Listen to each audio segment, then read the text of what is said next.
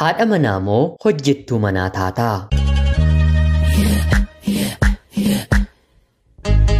Yooyyaa ashama akkam jirtuu kabajamtootaaf hordoftoota qophii Oromiyaa 24 nagaaf jaalalli tokkummaan bakka jirtan hundaatti hunda keessaniif yaa ta'u jechaa guyyaa har'aallee seenaa addunyaalessaa hedduu nama barsiisu tokko isiniif qabadheen dhiyaadheeraatii hanga xumura qophii kanaatti laayikii fi sheer gochuun akka na waliin turtan kabajaan isiniin gaafadha. Akkanumallee namoonni chaanalii keenyaaf haaraa taatan anaa dhufu subscribe gochuun maatii keenya ta'aa kanan isiniin jedhu ani gammachiista shoomeeti. Kallachumaan gara seenaa addunyaalessaa kanaatti.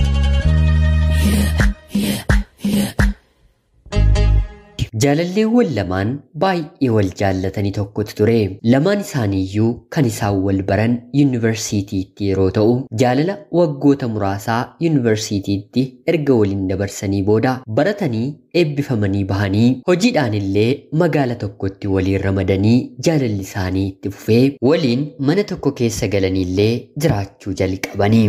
Jaalalli isaaniis kan duraatiin olitti guyyaa guyyaatti dabalaa ho'aa manni isaanii bareedaa yeroo deemutti harmeen jaalallee ishee dubartii mucaa isheef bilbiltee kanaan booddee si waliin hin jiraadhaa hojiillee qabatteettaa qofaa kiyya baadiyyaatti na gargaaruu keerra si bira yoon dhufe wayya jettee fedhii guutuu mucaa ishee otoo hin argatiin bira ni dhufti. Yeroo kanatti jaalallee mucaa ishee argitee otoo waliin fuudhiin maatiin hin beekiin akkamittiin waliin jiraattuu jette yeroo gaafattuuni jaalalleen mucaa ishee yaa haadha jaalallee koo kan isin dhuftan mana keenyadha nuti mana keessan hin dhufne wal jaallannee jennaan immoo jaalala keenya gidduu seenuu hin dandeessanii kanaaf nu waliin jiraachuu yoo barbaaddan ammaa kaastanii yaada kana ofirraatii kaasuu qabduu jedhee isaanitti dubbata. Erga kanaa haati mucaas ilaalcha gaarii jalqaba irratti jaalallee mucaa isheef qabaachuu baattus booddee irratti garuu yeroo waliin jiraatan sadi ta'anii walii galanii jiraachuu itti fufanii. Haala kanaan otoo waliin jiraatanii garuu rakkoon gara biraanii uumama.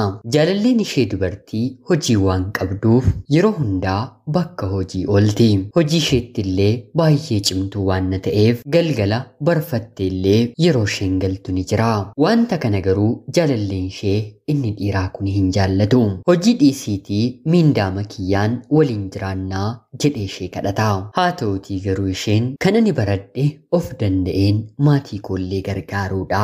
Yoon ani dalagaa kiyya dhiise haati kiyyallee na biratti rakkatti.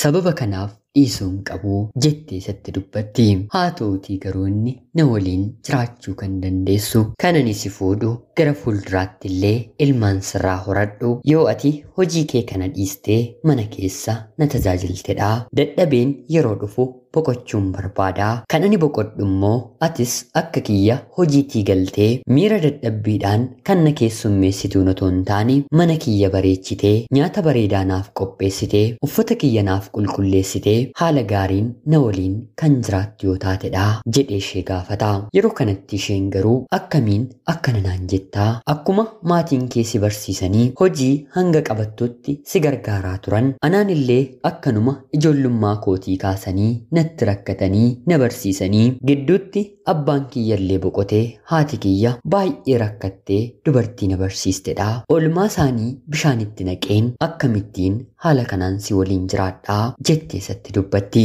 Yeroo kanatti inni yookiin anaan yookiin hojii kee keessaa tokko isaa filadhuu jedhee ishee gaafata. Isheen garuu jaalallee isheellee baay'ee waan jaallattuuf hojiin isheellee dhamaatii umurii ishee waggaa dheeraa waan na tureef lamaan keessaayyuu filachuu hin dandeenye. Kanaan otoo jiranii ammas abbaan manaan ittoo gaarii naaf bilcheessitee akka na nyaachistuun barbaada. Ittoon ati mana hojiitii dhuftee daqiiqaa 10 keessatti bilcheessitee na nyaachistu dhukkuba natti fidaa jira. Sanarrayyuu ittoon ati hojjettu hin mi'aawu. Mee guyyaa haati kee ittoo bareedaa hojjettu ilaalimee ittoo akkanaa hanga nuti waliin jiraachuu jalqabnetti dalagdee ni beektaayii jedhee ishee komata. Dubartiin kun bakka hojiidhaa dadhabdee galti. Haati ishee guyyaa tokko tokko hojii gargaarti. Kanaan ala garuu manni isaanii bareedees uffanni isaanii haalaan qulqullaa'ee miidhagee yerootti jaalallee ishee isa dhiiraa kana garaa gahee hin qabu. Maarreegaa dubartiin kun rakkoo kana hinnaaf fura jettee kan yaadde hojjettuu barbaaddee mana isheetti qacartee galchatte. Yeroo kanatti garuu jaalalleen ishee inni dhiiraa kun ati hojii akka dhiistuun barbaade malee dubartii gara biraa mana koo keessatti akka qacartu barbaadeen miti jedhee ishee gaafata. Maallaqa kan kanfaluu fi anadhaa siin maaltu si dhibee jettee yeroo gaafattu haala kanaan jiraachuun barbaadu haga baatii 3tti hojii akka dhiistuun barbaada. Kana hin gootu taanaan garuu sirraa deemeen jireenya gara biraa barbaaddadhaa jedhee isheetti dubbate. Yeroo kana mucayyoon kun nama kana dhabuu waan hin barbaanneef baay'ee dhiphatte. Hojii isheellee sirnaan hojjechuu dadhabde. Hojjettoonni waajjira ishee baay'ee ishee dinqisiifatu. Qulqullina, saffisa, waliigaltee dandeettii hojii isheetiin immoo baay'ee ishee dinqisiifatu. Kana dhiisuun baay'ee itti ulfaate. Otoo dalagaa isheellee addaan hin kutiin baatii 3 yeroo guuttu jaalalleen ishee ani jireenya gara biraan barbaada jedhee mana dhiisee ba'eefi yeroo kanatti isheen baay'ee gaddite.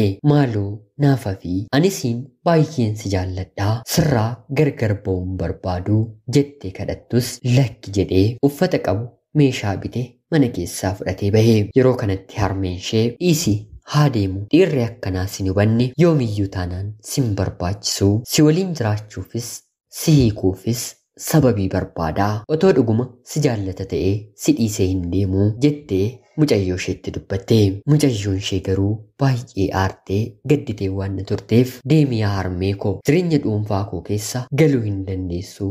Kan murteeffatu anadhaa. Inni na jaallachuu baatee otoo hin taane ani mijachuu fi akka inni barbaade ta'uu fi waan hin dideefi jireenya dhuunfaa kiyyaa kan mataa koo immoo waan hin qabuuf hojii koo baay'ee waan hin jaalladhu dhiisuun barbaadu. Yoon dhiise bor hojii akkanaatti deebi'ee galuun baay'ee natti ulfaataa. Sanarratti dhaabbanni ani keessa hojjedhu cimina kootiif mindaa kiyyallee dachaa naaf gochuuf jira jettee aariidhaan haadha isheetti mattee. Kanaan booddee jaalallee ishee waliin gaa'ela otoo hin dhuummatiin walirraa gargar bahanii harmee ishee waliin jiraachuu itti fuftee. Hojii isheellee jabeenyaan hojjettee dhuma waggaa irratti badhaasa addaan illee dubartiin kun ni badhaafamti. Haala kanaan jaalallee ishee dhabdeen gadditee of jajjabeessitee jaalallee gara biraarree ni qabatti. Yeroo jaalallee ishee dhiisee deeme waliin turtetti dubartiin hundi dirqama haadha manaa fi hojjettuu manaa ta'anii tajaajilu itti fakkaata. Haa ta'utii garuu jaalalleen isheen nama qabatte yeroo bakka hojiitii dhufu akka jaalallee ishee jalqabaa miila isaa walirra naqatee taa'umsa bira hin deemu.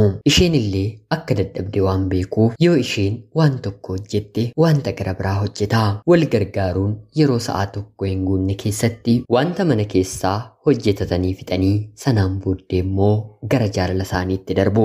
Haala kanaan yeroo muraasas erga waliin turanii booda haati isheellee ragaa baatee fi dhiirri itti heerumuu qaban kan akkanaatii amma dafii harka keetti galfadhu otoo rakkoon hin uumamiin jettee lamaan wal fuudhanii. Sanaan booddee garuu wanti dinqii ta'e jaalalleen ishee inni ishee dhiise sun erga isheen heerumtee daa'ima baatii 6 garaatti godhattee dhiifama ani akkasiin seene jedhee bakka hojiitti ishee gaafate. Haa ta'utii garuu ol kaatee gadameessa ishee keessa daa'imni akka jiru yerootti argisiistu mataa qabatee duubatti naanna'ee deeme. Kaleessa haadholii keenya miti abbooliin keenya iyyuu hin baranne. Sababa kanaatiif dubartiin hojiin manaa dhiiraaf immoo hojiin hojjetanii bakkeedhaa gara manaatti fiduu kennameefii ture. Dhaloota ammaaf garuu barachuun wanta guddaa miti.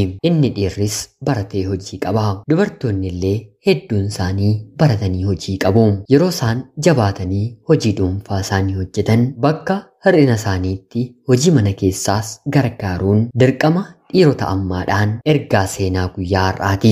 Keessumaayyuu magaalota keessa yeroo jiraatan abbaa manaanis haati manaanis hojii otoo hojjetanii ilmaan guddisuun ni ulfaata. Haa ta'utii garuu yoo danda'ame nama amanamu argatanii hojjettuu qacarachuun yoommoo kan hin danda'amne ta'e lamaanuu rakkachaa wal gargaaraa waliin jiraachuun dirqamadhaan goolaba ergaa qophii keenya guyyaa har'aati. Hanga yoonaatti yeroo keessannaaf kennitanii dhaggeeffachaa turuu keessaniitiif illee guddaa galatoomaa jechaa laayikii fi sheer gochuun qophii Oromiyaa 24 illee akka deeggartan kabajaan isin gaafachaa seenaa gara biraatiin galgala hanga walitti deebinutti bakka jirtan maraan turtii gaarii isiniif hawwaa yeroo gaarii.